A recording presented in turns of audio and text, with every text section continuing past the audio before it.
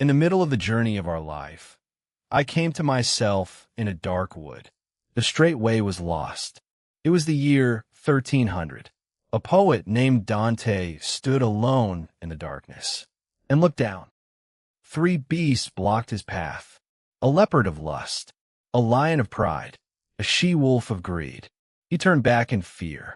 Then a figure appeared in the darkness, a poet, dead for 1,000 years. His name was Virgil. Virgil led him to a great gate. Above it, carved in stone, "Abandon all hope, ye who enter here." Beyond the gate, darkness. The cries of souls who had lost the good of intellect. Dante hesitated. Virgil said, "Courage," and they entered. They came to a great dark river. The ferryman Charon, ancient, wild-eyed, drove the dead across. He refused to take Dante. "The living do not cross here." Virgil spoke a word. Charon went silent and took them across. In the second circle, the lustful were blown forever by a great storm, never resting, never still. Dante saw two souls flying together, Paolo and Francesca. She told him their story. He wept and fainted from pity. In the third circle, the gluttonous lay in cold mud under eternal freezing rain. The three-headed dog Cerberus tore at them with his claws. They howled. They could not rise. Virgil threw earth into Cerberus's mouths. They walked over the souls as if they were ground. In the fifth circle, the wrathful fought each other on a black marsh. Beneath the water, the sullen, those who had refused joy in the sweet air above.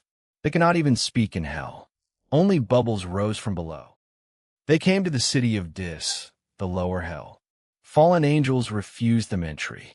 Dante feared they would never pass. Then from heaven, a messenger came, walking on the water of hell. He waved away the demons with one gesture. The gates opened. In the seventh circle, a river of boiling blood. Those who had been violent against others stood within it. The deeper the sin, the deeper they stood. Some were submerged to their eyebrows. Centaurs patrolled the banks with bows. Beyond the blood river, a dark forest. No green leaves, black branches. These were the suicides, transformed into trees. When Dante broke a branch, it bled and spoke. "Do you have no pity? Was I not once a man?" On a burning plain, great flakes of fire fell slowly from the sky, like snow but burning. The violent against God lay on the ground. They could not move. One old man sat upright, defiant, even in hell, refusing to bow. They came to the edge of a great cliff. Far below, darkness. A demon agreed to carry them down, then try to throw them in. Virgil knew. He held Dante tight and jumped. They fell through the dark air together. The eighth circle, 10 ditches of stone. Seducers whipped by demons. Flatterers drowning in filth. False prophets with their heads twisted backward, weeping down their own spines. Thieves bitten by serpents, dissolved and reformed to be bitten again. In one ditch, a great flame moved. Inside it, Ulysses, after returning home, he could not stay.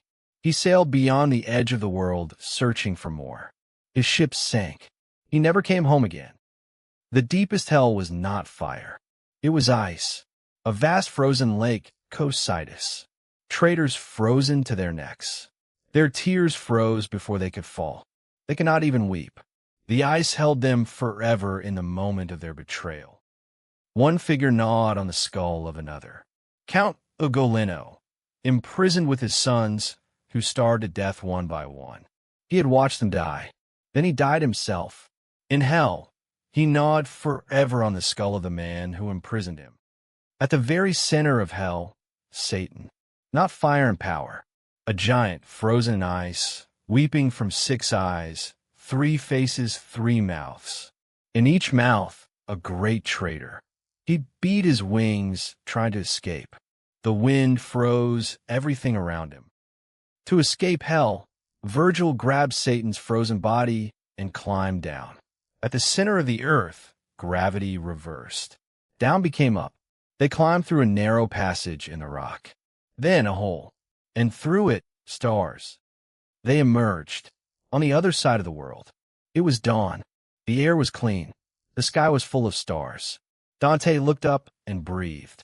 Virgil said, "We must not stop. Paradise is waiting." And so we came out again to see the stars. The last words of the Inferno. Dante wrote this in exile, broken, unable to go home. Yet he imagined a journey through the worst of human experience, and came out the other side, looking up. The stars were still there. They always are.